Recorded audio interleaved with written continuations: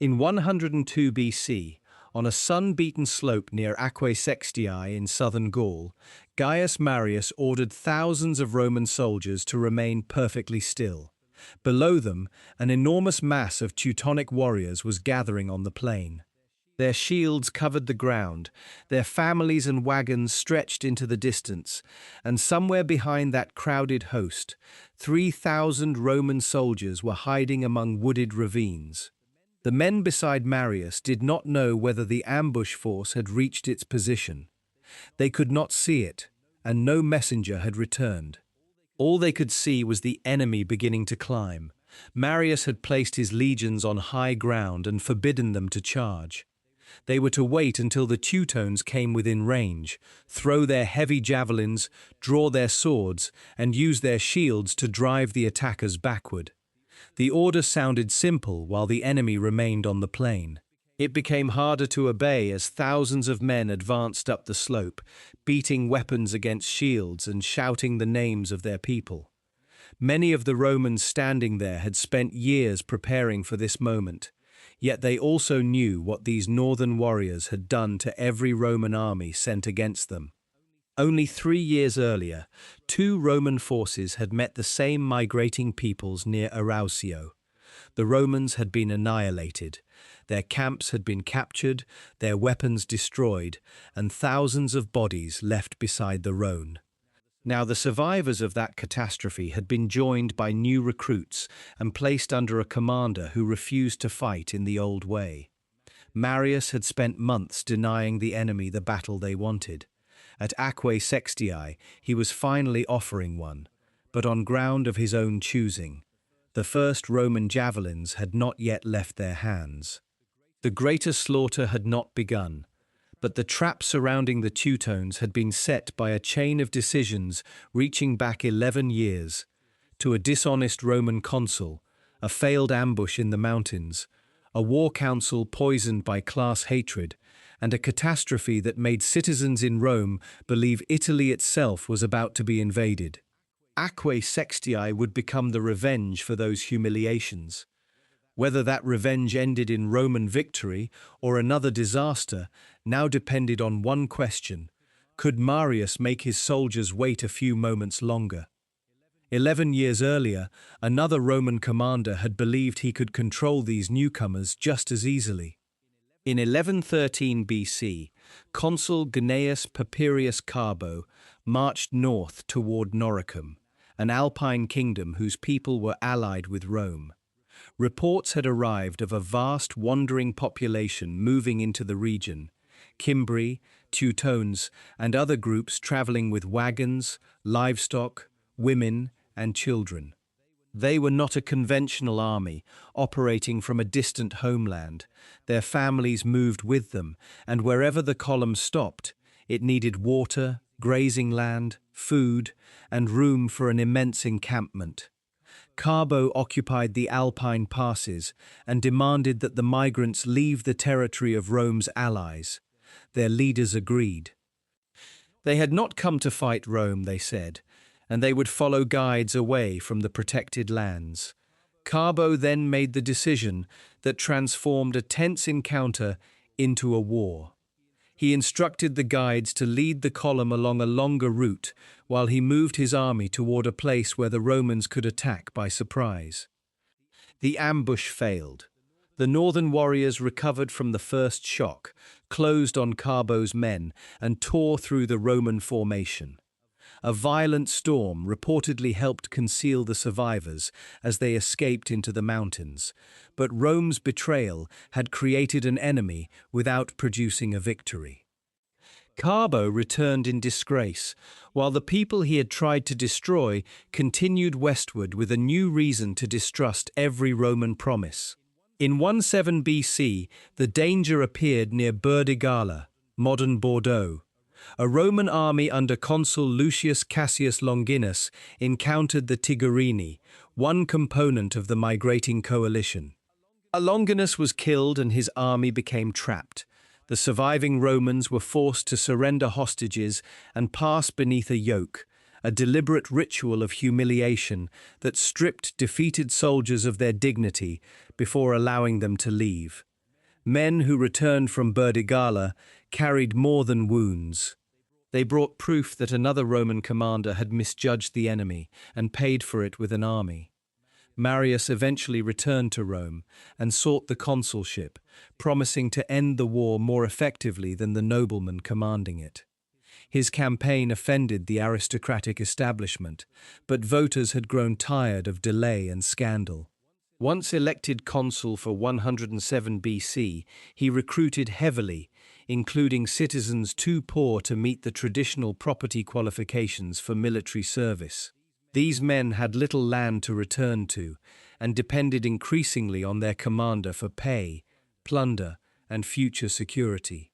Marius did not create Rome's professional army in a single act, but he accelerated a change that would eventually transform both Roman warfare and Roman politics. In 15 BC, the migrating coalition entered the Roman province in southern Gaul. Rome sent two major forces to stop it. Consul Gnaeus Mallius Maximus commanded one army, while Quintus Servilius Caepio, a former consul and member of an old patrician family, commanded another. Faced with a common enemy, the two men should have united their forces, agreed on a single plan, and made the river line part of a coordinated defense. Instead, their camps stood apart because Caepio could not accept taking orders alongside a man he considered socially inferior. Messengers moved between the camps, and officers urged cooperation. Caepio eventually shifted closer, but he refused to merge the armies or surrender his independence. The coalition's leaders could see the separation. They also recognized that the Romans were arguing while their own warriors were concentrating. When negotiations began, Caepio feared that Mallius might receive the credit for a settlement, so he made a decision driven less by the battlefield than by political jealousy. He attacked. His army went forward without proper coordination from the second Roman force. The assault failed, Caepio's camp fell, and the victors then turned against Mallius. One Roman formation after another collapsed near Arausio, close to the Rhone. Soldiers were driven toward the river, trapped against terrain, or hunted down after the lines disintegrated. The precise number killed is unknown, and the enormous totals preserved by ancient writers almost certainly include servants and camp followers or exaggerate the catastrophe. Yet no invention was needed to explain what mattered.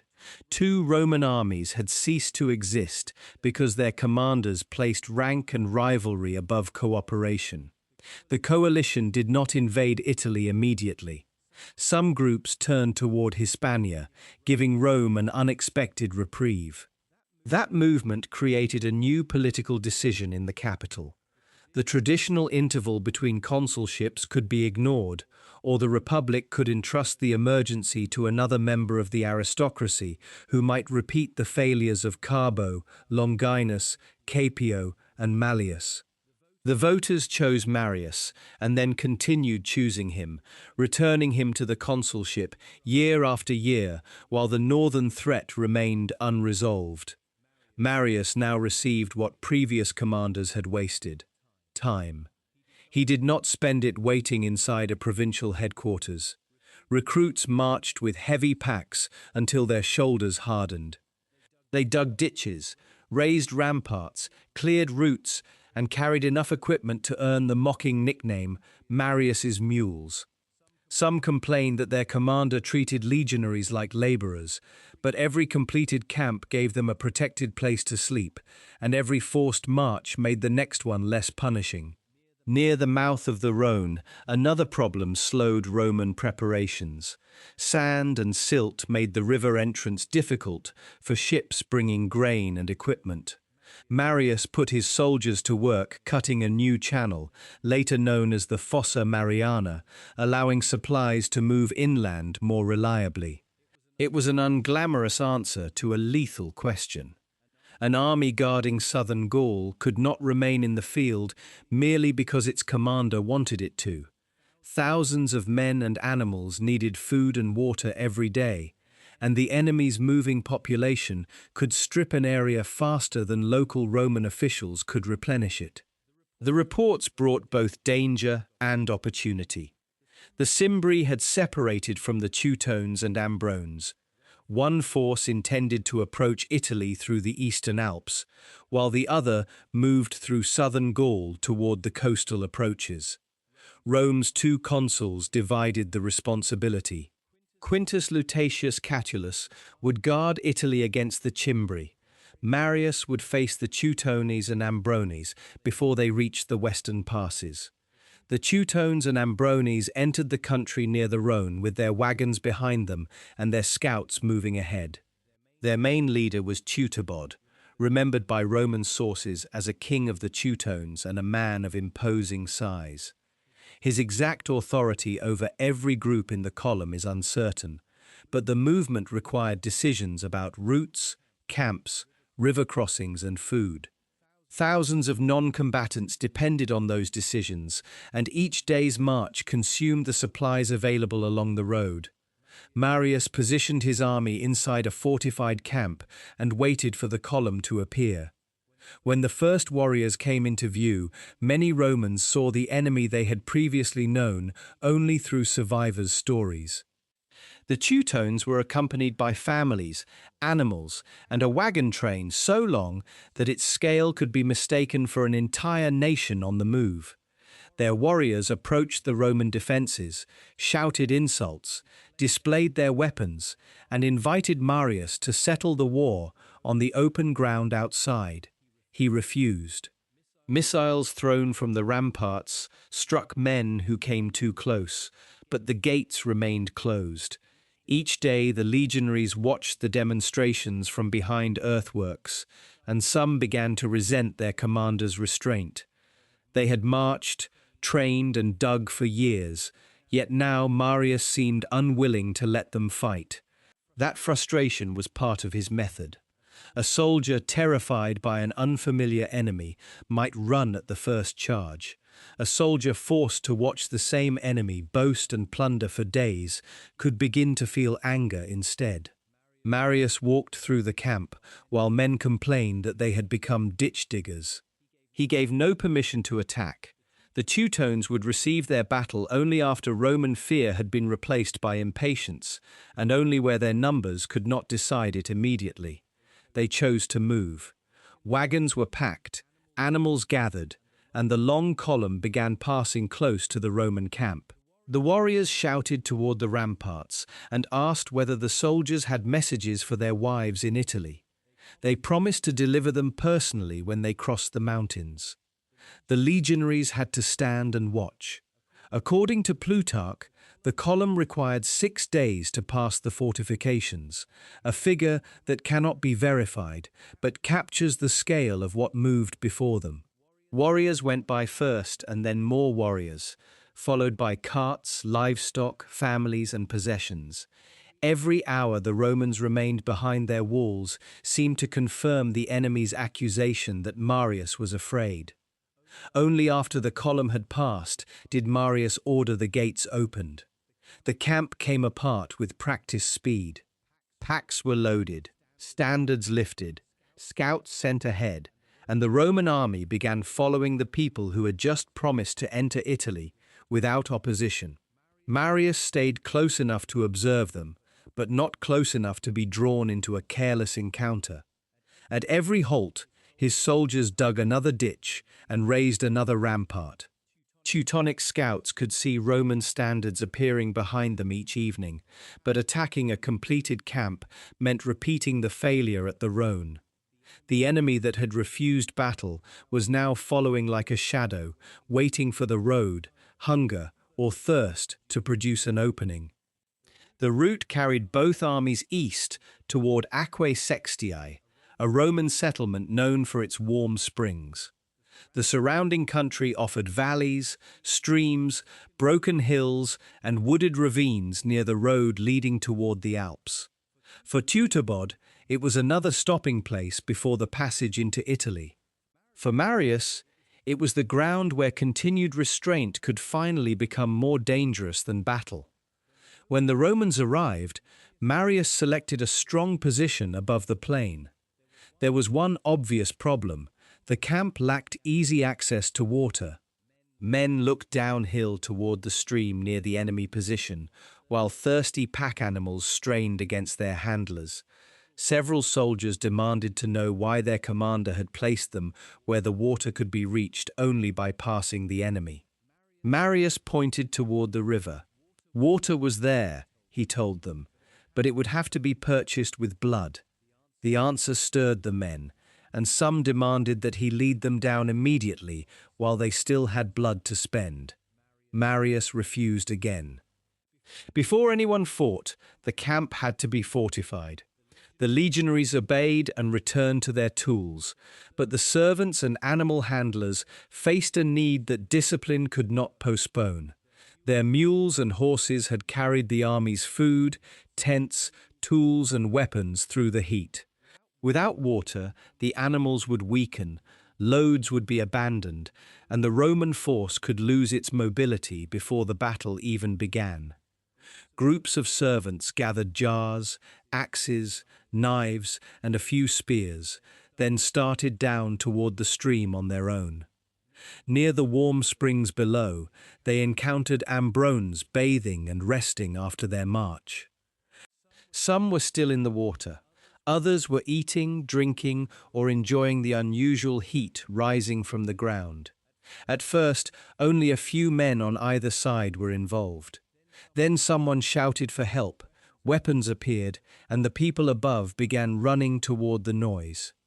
The most aggressive division of the migrating host was now rising from its meal and reaching for shields. Ancient writers claimed the Ambrones alone numbered more than 30,000 and remembered them as warriors who had helped defeat the Romans at Arausio. Whatever their actual strength, they were no frightened rearguard. They formed as quickly as the confusion allowed, struck weapons against their shields in rhythm, and began shouting their tribal name together. The first organized Roman troops moving downhill were Ligurians, serving in Marius's army. When they heard the chant, they answered with the same word, claiming it as an ancestral name of their own. For several moments, the cry passed between the two forces as each side tried to overwhelm the other.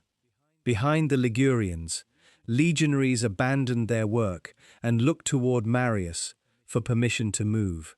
Marius had spent months refusing battles he had not chosen. Now a fight begun by thirsty servants was expanding below him, and the Ambrones were trying to cross the stream before the Ligurians reached them. If he held the legions back, his auxiliaries and camp followers could be destroyed in sight of the entire army. If he sent them down, he would surrender control of the moment and enter a battle before the camp behind him was secure. The decision could no longer be delayed. Marius released the legions, and the Roman line began moving down from the heights toward the water. The Ligurians reached the stream before the Ambrones could bring their entire force across.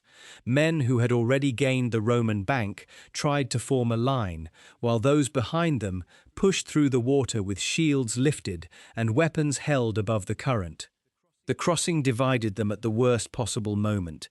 Instead of meeting one solid formation, the Ligurians struck a forward group, whose rear ranks were still struggling through the river. The balance changed when Marius's legionaries arrived from the heights. They descended in formation behind the Ligurians, threw their heavy javelins into the gathering Ambrones, and then closed with swords drawn.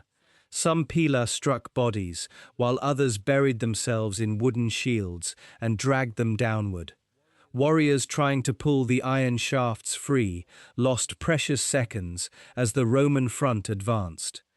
The Ambrones nearest the Romans could no longer move forward, but the men crossing behind them left little room to retreat.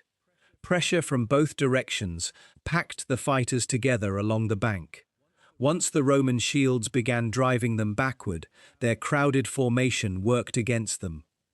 Men stumbled into the stream, collided with those still crossing, and opened gaps that the legionaries widened with short thrusts of the sword. Marius had recovered control, but only partly. The Romans were winning, and victory created a new danger as quickly as it removed the first one.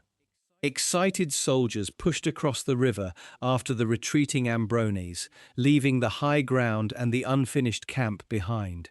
Officers tried to keep units together, yet pursuit pulled the front farther toward the enemy wagons, where no Roman knew how many fresh warriors were waiting.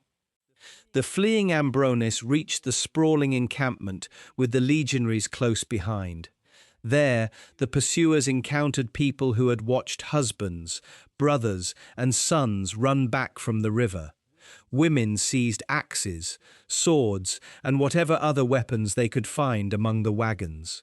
Basket, some struck at the Romans, others turned their fury on fugitives, accusing them of abandoning the fight and bringing the enemy into the camp. Marius stopped the pursuit before darkness scattered his men completely. The order passed from officers to standards, and units began withdrawing toward the hill. They carried wounded comrades, captured weapons, and the first confidence earned against an enemy whose reputation had haunted Rome since Arausio. Behind them, the surviving Ambrones gathered among the wagons and moved to join the Teutones, who had not yet committed their main strength.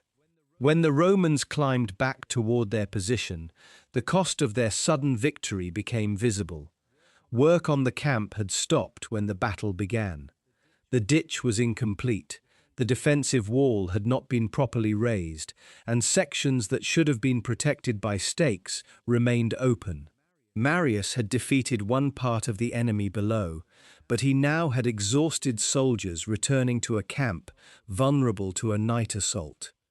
The sounds from below soon became impossible to mistake. The Teutones had been joined by the survivors from the river, and grief spread through the combined encampment. Cries rose from among the wagons, answered by shouting across the plain until the surrounding hills seemed to carry the noise back toward the Roman position. The same voices that had mocked Marius outside his earlier camp now promised revenge for the Ambrones killed beside the stream. Marius remained awake with his officers, waiting for the attack. He had seen armies lose order after a successful pursuit, and he knew darkness favored an enemy willing to accept confusion.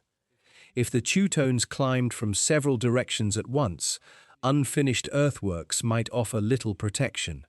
The Romans could not see how the enemy was forming or whether the shouting concealed a movement toward their flanks.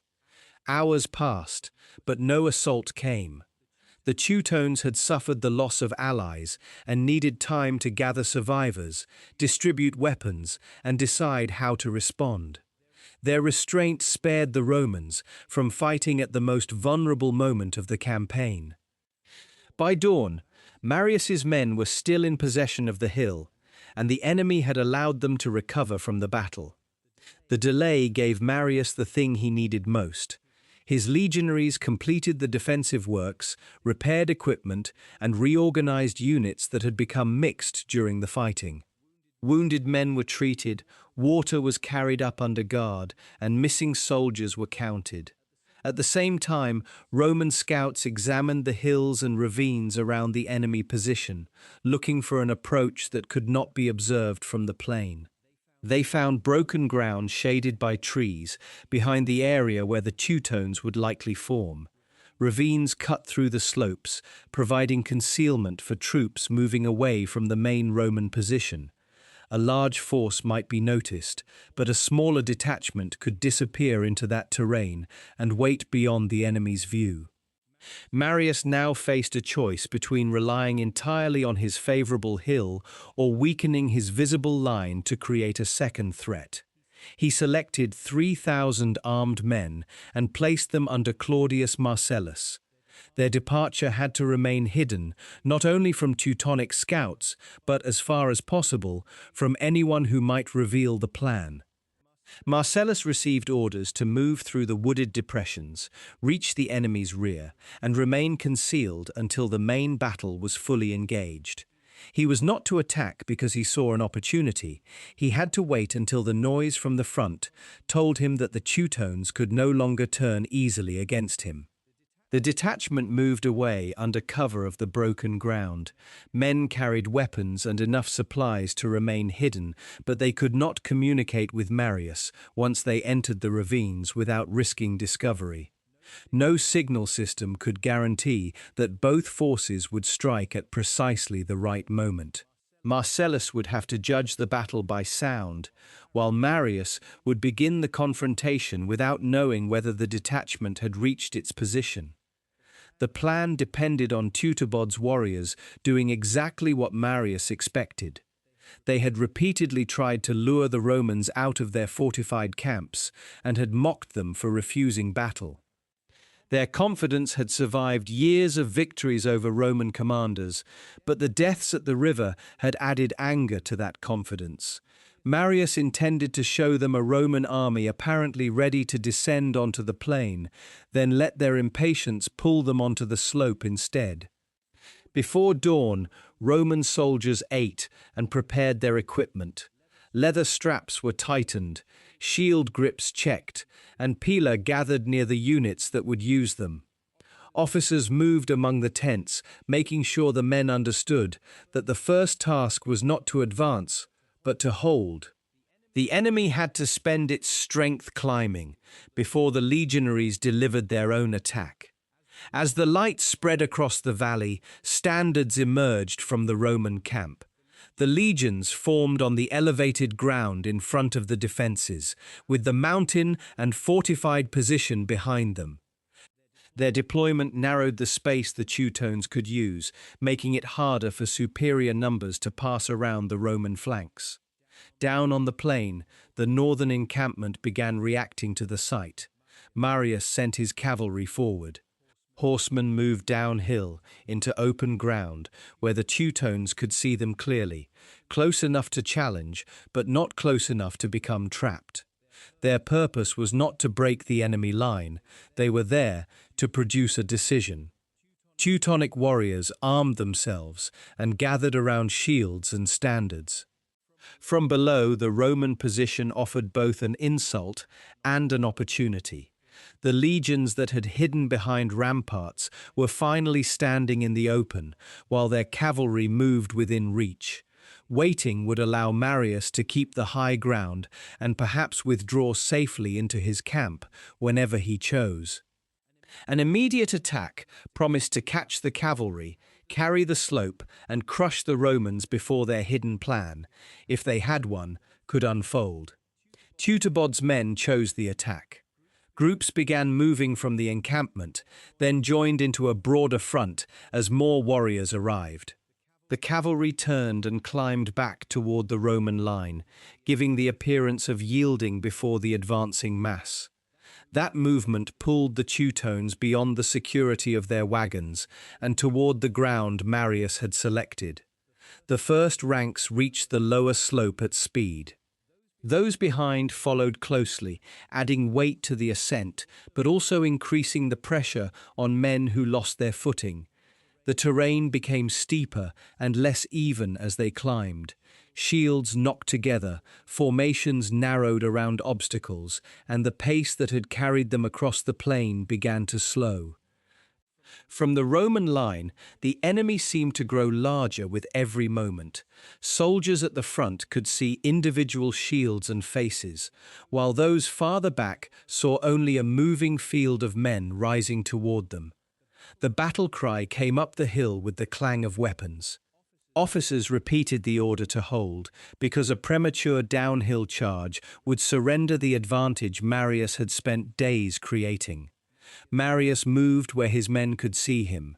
He did not remain behind the line directing a distant maneuver. According to Plutarch, he was prepared to follow the same orders he had given everyone else. He told the officers to keep the formations firm and wait until the enemy entered effective range. After the javelins were thrown, the soldiers were to close with their shields and push rather than allow the Teutones room to recover their footing. Then the command travelled along the Roman front. Thousands of heavy javelins rose and came down into the advancing formation. Some struck men directly, others pierced shields and remained hanging from them, their weight pulling the wooden boards aside. Warriors tried to continue climbing while dragging bent shafts, stepped around the wounded, or discarded shields they could no longer control. Before the Teutones could restore their front, the legionaries drew their swords and brought the full faces of their shields forward. The first collision halted men who had already spent much of their momentum on the climb. Roman ranks leaned into them from above, while the mass behind forced the attackers onward into a space that no longer existed. What had begun as an uphill charge became a packed contest of shields, blades, and footing. The Roman front began to move, not in a sudden charge, but one step at a time. Shields drove against men struggling to maintain balance, and short swords reached beneath raised arms and around exposed sides. Teutonic warriors fought back, but every backward step carried them toward those still climbing from below. The pressure passed through the formation until men farther down the slope began retreating without knowing what had happened at the top. Marius ordered the advance to continue. The Teutones had failed to break the line, but they were not yet defeated. As the Romans pushed them toward level ground, the advantage of height would diminish with every yard. Once they reached the plain, the northern warriors could spread out, rebuild their formation, and use their numbers against the Roman flanks.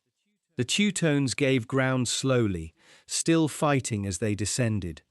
Their rear ranks found firmer footing first, and began trying to organize a new line on the plain. Roman soldiers following from above could see the enemy formation widening as space opened around it. What had looked like a retreat now threatened to become another battle on ground far less favorable to Rome. Marius's trap had worked only halfway. He had drawn the Teutones uphill and forced them back, but his legions were descending toward a larger army that was beginning to recover. The noise of the fighting rolled across the valley and into the wooded ravines behind the enemy, where Marcellus had to decide whether it was finally time to move. Marcellus could hear the battle long before he could see it. The wooded ravine concealed his men from the Teutones, but it also concealed the field from them. Cries travelled unevenly through the broken ground, sometimes rising as though the Roman line were close and then fading behind the hills. His orders required him to strike the enemy's rear after the main forces were fully engaged, yet no messenger could tell him whether that moment had come. On the field, the Teutones were discovering that retreating downhill did not necessarily mean defeat. Their first ranks had suffered heavily from the Pila and Roman pressure, yet the broad plain gave those farther back room to spread. Men no longer had to climb over uneven ground or fight while being pushed from below. Survivors raised discarded shields, closed around companions, and tried to rebuild a front before the legionaries reached them. Marius could no longer rely on gravity and position to do part of the work. The ground beneath his soldiers was leveling, and the enemy front extended beyond the Roman line. If the Teutones stabilized, they could bring fresh warriors against troops already tired from throwing javelins, pushing downhill, and fighting hand to hand. The Romans had stopped the charge. Now they had to survive the enemy's recovery. Marcellus finally began advancing through those ravines. His men could no longer remain completely silent. Equipment struck against shields, feet displaced stones, and branches caught on spearheads. The surrounding battle covered much of the noise, but discovery was possible with every turn. Scouts went ahead to find a route from which the detachment could emerge together rather than trickle into the open in a narrow column. Near the exit of the ravine, Marcellus's leading troops finally saw the back of the Teutonic position. Dust from the main struggle hung above the plain, partially concealing the Roman line in front.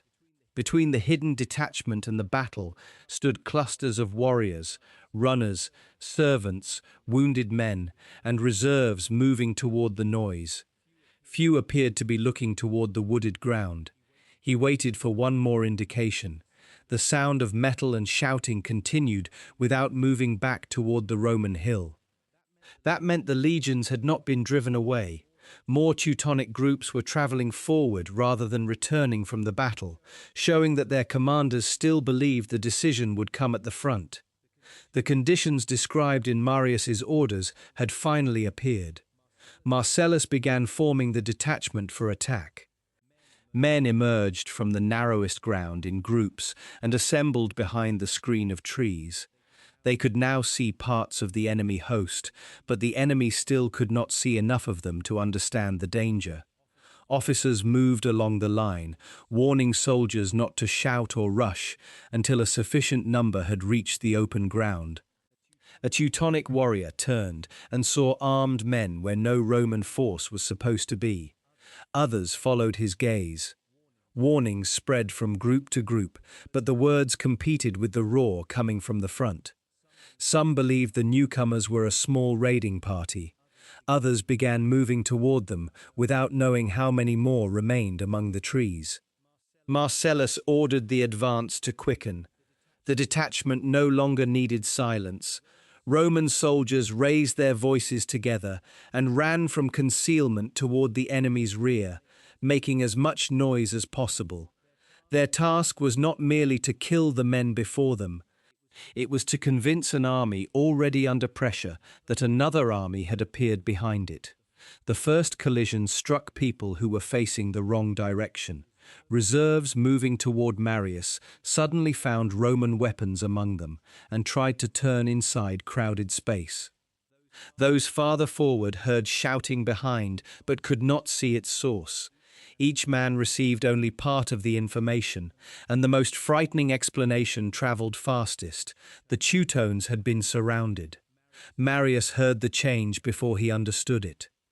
A new roar rose beyond the enemy formation, followed by a visible disturbance in the rear ranks. Men who had been pushing against the Roman shields were suddenly being pushed from behind by their own companions.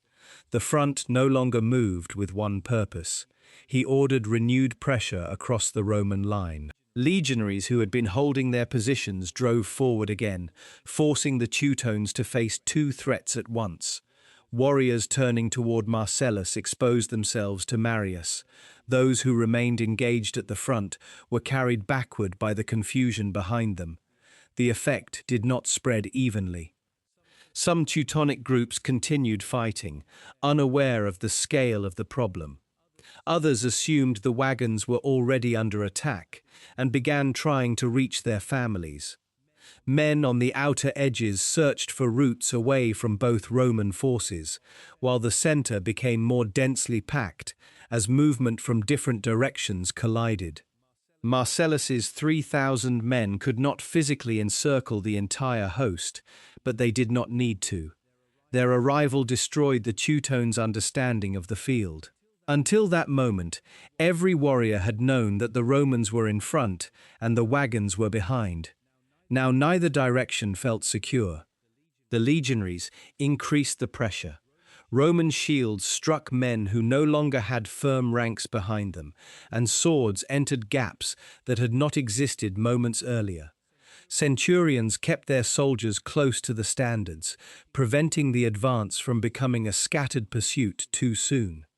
Marius needed the Teutonic formation to break before his own line did. The first large group broke away from the center and moved toward the wagons. Others followed, some trying to protect their families and some simply following the nearest movement that appeared to offer survival. The withdrawal exposed neighboring fighters, who were then struck from the front. Sections that had not yet been defeated found themselves standing alone. Marius could now see the collapse beginning, but he had watched the pursuit after the river pull his men into danger.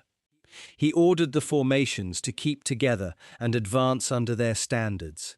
A disciplined enemy retreat might still become a counterattack near the wagons, and Marcellus remained surrounded by men who greatly outnumbered his detachment. For the Teutones, however, the space needed for an organized withdrawal had already disappeared. Warriors, wounded men, animals, and families were converging on the same routes through the encampment. Wagons that had carried the population south now stood across its escape. A formation could retreat through open country. An entire people could not. The Roman line continued forward, and Marcellus drove inward from the rear. Between them, the Teutonic host began to split into smaller groups with no common direction. Some raised shields and prepared to resist where they stood. Others ran toward the wagons, where the final and most brutal phase of Aquae Sextiae was about to begin. Behind them, Marius's line continued advancing under its standards. The legionaries had spent much of the day fighting, but the formation in front of them was no longer capable of applying equal pressure. Some Teutones faced the Romans. Others turned toward the attack from Marcellus. Many were being carried sideways by men searching for an open route. Once neighboring groups began moving in different directions, the spaces between them widened, and Roman units entered those spaces before the enemy could close them. Attempts to restore a defensive line failed because no single location remained safe long enough. Warriors formed around a standard, only to find families and animals pressing through them. Others tried to use the wagons as a barrier, but carts stood at irregular angles and left openings too wide to defend. Every delay allowed Marius's legions to move closer, narrowing the ground between the two Roman forces. Marius needed that fury to finish the battle, but he could not allow it to destroy his formation. Trumpets and shouted commands directed units toward groups still capable of resistance rather than toward the nearest wagon. Wherever Teutones gathered in sufficient numbers to slow the advance, legionaries closed behind their shields and attacked together. Once each pocket gave way, the Romans moved forward again, instead of remaining to strip bodies or search carts. Some Teutonic warriors turned to fight because flight was no longer possible. They formed small circles around relatives or positioned themselves beside wagons where Roman soldiers could approach only from one direction. Spears reached over shields, and axes were used at close range. These pockets forced the Romans to fight for ground that moments earlier had appeared abandoned. Women again entered the struggle around the carts. Ancient accounts describe them taking up swords and axes, striking at Roman pursuers, and sometimes at men of their own people who tried to force a way through. Their resistance did not create a new battle line, but it made the capture of the wagon camp more costly.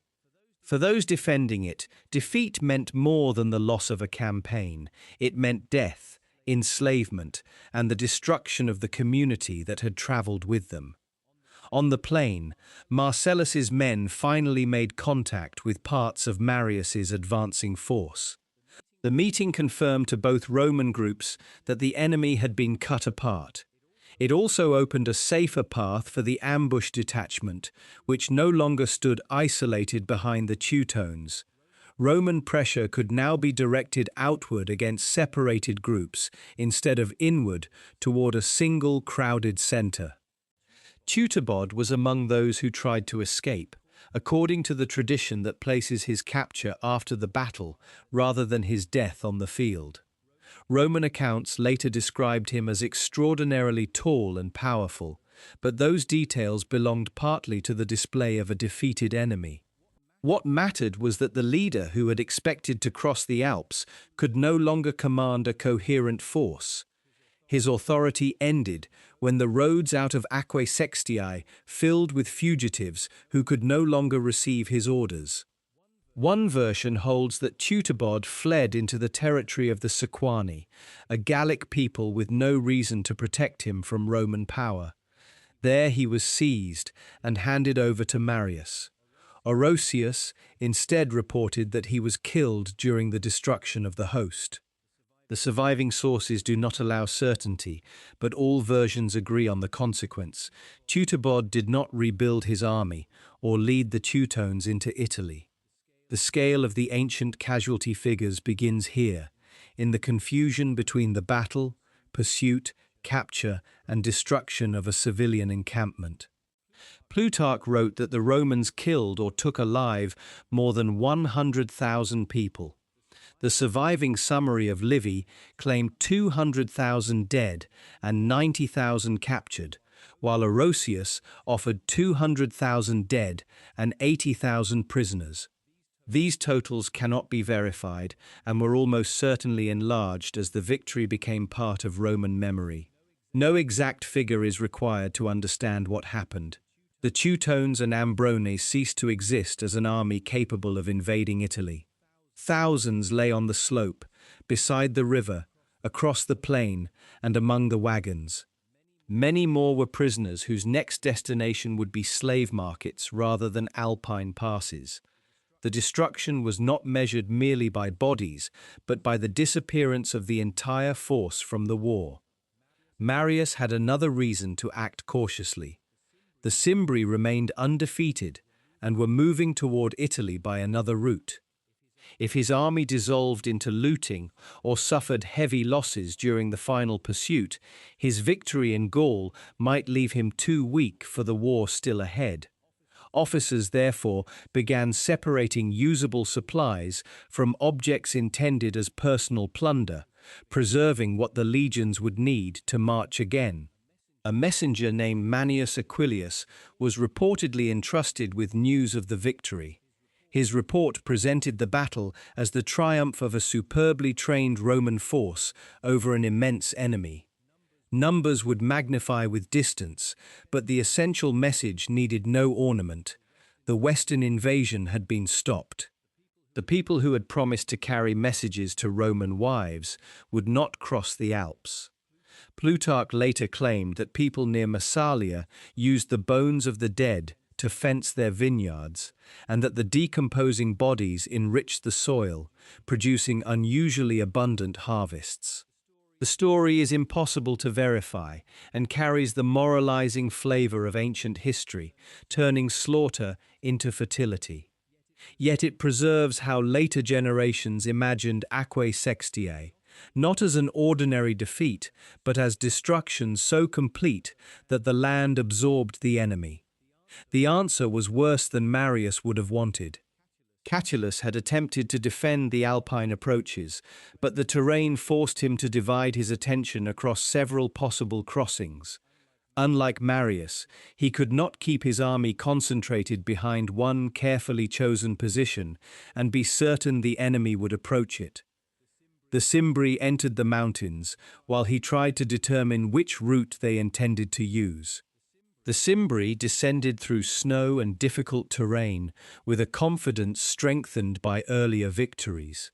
Ancient accounts describe them sliding down icy slopes on their shields, a detail that may have grown in the telling, but captured the shock they created among Roman observers. Once they reached the river, they began throwing trees, rocks, and earth into the current, interfering with the water and battering the Roman bridge with heavy debris. Catulus's soldiers watched the structure shake under the impacts. Men stationed on the far bank feared being cut off, while those in the main camp saw uncertainty spreading toward them. The defenses designed to connect the army now exposed its separation. When soldiers began withdrawing, Catulus could not persuade them to remain. Rather than allow the movement to become an uncontrolled flight, Catulus placed himself at the head of it. By appearing to lead the retreat, he turned panic into something resembling an order and saved part of the army from destruction. The decision protected his soldiers, but it surrendered the country ahead. The Cimbri crossed into northern Italy, with no Roman force immediately capable of driving them back. That news had not yet reached Marius as he prepared to celebrate at Aquae Sextiae. His men assembled in arms around the heap of captured equipment, wearing garlands after their victory. Marius put on the purple-bordered garment appropriate to the ceremony, took a burning torch, and raised it toward the sky. The moment was meant to close the campaign in Gaul with an offering to the gods. Their first message brought celebration. Despite being absent from Rome, Marius had been elected consul for the 5th time. The soldiers erupted, striking weapons against shields as officers placed fresh wreaths around their commander. Marius set fire to the captured arms, and the flames rose above the field where his greatest victory had just been won. But the celebration could not end the war. Soon, another report arrived from Italy. Catulus had withdrawn, the Cimbri had crossed the Alps, and the plains beyond them lay open. Marius had destroyed one migrating host, only to learn that the second was now standing inside the Roman world. Marius did not return to Rome for the triumph the Senate was prepared to grant him. The captured standards, the stories of the river running red, and the prisoners from Aquae Sextiae could wait. The Cimbri were south of the Alps, and Catulus's retreat had exposed northern Italy. Celebrating before that danger had been removed would have looked less like victory than a refusal to finish the war. He moved to join Catulus and called his own army out of Gaul. The same soldiers who had dug camps beside the Rhone followed the Teutones toward Aquae Sextiae and fought from the slope into the wagon field, now turned east. Their confidence had changed, but Marius could not assume that one victory made them invincible. The Cimbri had not watched their allies die, and they still carried the memory of Arausio, where Roman rivalry had delivered 2 armies into their hands. This time the forces united. Marius and Catulus brought their armies together rather than creating separate battles for separate reputations. Lucius Cornelius Sulla, who had helped secure Jugurtha's capture years earlier, served among the officers connected with Catulus. The men who would later tear the Republic apart were, for the moment, fighting on the same side against a shared threat. Cimbric envoys eventually came to Marius and demanded land for themselves and their brothers. Marius asked which brothers they meant. When they answered that they meant the Teutones, he told them not to worry. Their brothers had already received land and would possess it forever. Roman guards then brought forward captured leaders, men the Cimbri had expected to see at the head of another victorious host. The exchange ended any remaining uncertainty. Marius was no longer merely blocking their movement. He was the commander who had destroyed half the coalition. The Cimbri could retreat across the Alps, seek another route, or force a battle before Roman strength increased further. Their leaders chose to fight, and the two sides eventually met in 101 BC on the Rhodine plain near Vercellae. The battle began under a summer sun. Cimbric cavalry moved ahead, while infantry followed through clouds of dust raised from the plain. Visibility deteriorated until units could lose sight of both enemy and ally. Marius led part of his force forward, but reportedly passed the main body in the dust, leaving Catulus's soldiers to receive much of the direct infantry attack. The confusion might have reopened every rivalry the commanders had tried to suppress. Instead, the Roman line held. Heat and sunlight troubled warriors accustomed to cooler regions, while the dust prevented Roman soldiers from seeing the full scale of the host approaching them. Each legionary saw only the enemies immediately ahead, rather than the immense formation behind them, and the sight that had frightened earlier Roman armies lost some of its effect. The Cimbri were driven back toward their wagons. There, Roman writers again described women fighting, killing fugitives, and taking their own lives rather than accepting capture. The details were shaped into moral examples by later authors, but the material consequence was unmistakable. Another migrating community had entered a battle with its families and possessions directly behind the warriors, and defeat left no protected route into which those people could withdraw. By the end of the day, the Cimbri had been destroyed as an invading army. Ancient casualty totals again rose into the hundreds of thousands, and cannot be accepted literally, but tens of thousands were probably killed or captured. Their kings and principal leaders were dead, the wagons taken, and the surviving population dispersed or enslaved. After more than a decade of Roman defeats, the Northern War ended in two overwhelming victories, separated by a single year. Marius and Catulus returned to Rome for a joint triumph. Captives, weapons, standards, and wagons displayed the scale of the danger the Republic claimed to have overcome. Crowds saw Marius as the chief savior of Italy, even though Catulus and his troops insisted that they had borne the central struggle at Vercellae. The procession celebrated unity, while arguments over credit had already begun. Those details explain why Aquae Sextiae was more than revenge for Arausio. At Arausio, two commanders had allowed status and resentment to divide Roman power. At Aquae Sextiae, one commander controlled every major decision until chance forced him to react. Marius refused the wrong battle, followed without losing contact, fortified every halt, chose the slope, and sent a small force through ground the enemy had failed to secure. The victory was therefore not the product of a perfect plan unfolding exactly as intended. It came from Marius's ability to recover control whenever events moved beyond it. He turned the struggle for water into a victory over the Ambrones, transformed an exposed night into time for reconnaissance, and used the enemy's angry uphill charge to create the opening Marcellus needed. Each solution produced another danger, and each new danger forced another decision. Their greatest strength also became their deepest vulnerability. Because the entire community traveled together, the warriors did not have to depend on distant bases or long Roman-style supply systems.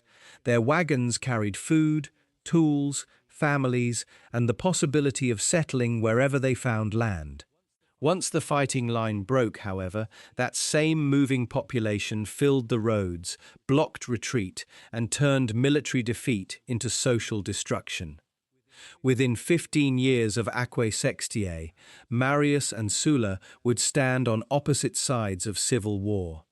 Armies raised to defend the Republic would march against Romans, and the city Marius had protected from the Teutones would experience political killing ordered by Roman leaders. The commander who had shown such patience in Gaul would, in old age, become part of a cycle of revenge far closer to home. The title of the battle also carries a warning about the sources through which it survives. Roman writers wanted numbers large enough to match the terror that had gripped Italy. Plutarch reported more than 100,000 killed or captured. Livy's surviving summary claimed 200,000 dead and 90,000 prisoners, while Orosius gave another enormous total. None of these figures can be verified, and the battle did not consist of one simple encounter in which exactly 100,000 warriors died before sunset. What can be said with confidence is still extraordinary. Two engagements unfolded near Aquae Sextiae over several days. The Ambrones were broken at the river, the Teutones were drawn onto a slope, and Marcellus's rear attack turned a difficult Roman advance into a collapse. By the time the killing and capture ended, a migrating host that had threatened Italy no longer existed as an organized military force. For Marius's soldiers, the final memory may have been simpler. They had once stood behind a rampart while the enemy passed for days, laughing and asking whether they should carry messages to the women of Italy. The Romans had endured the insult because their commander would not abandon his ground. Later, on the slope above Aquae Sextiae, those same soldiers watched the enemy climb toward them and waited until the order came. They threw their javelins, locked their shields, and began moving forward. The Teutones never reached Italy,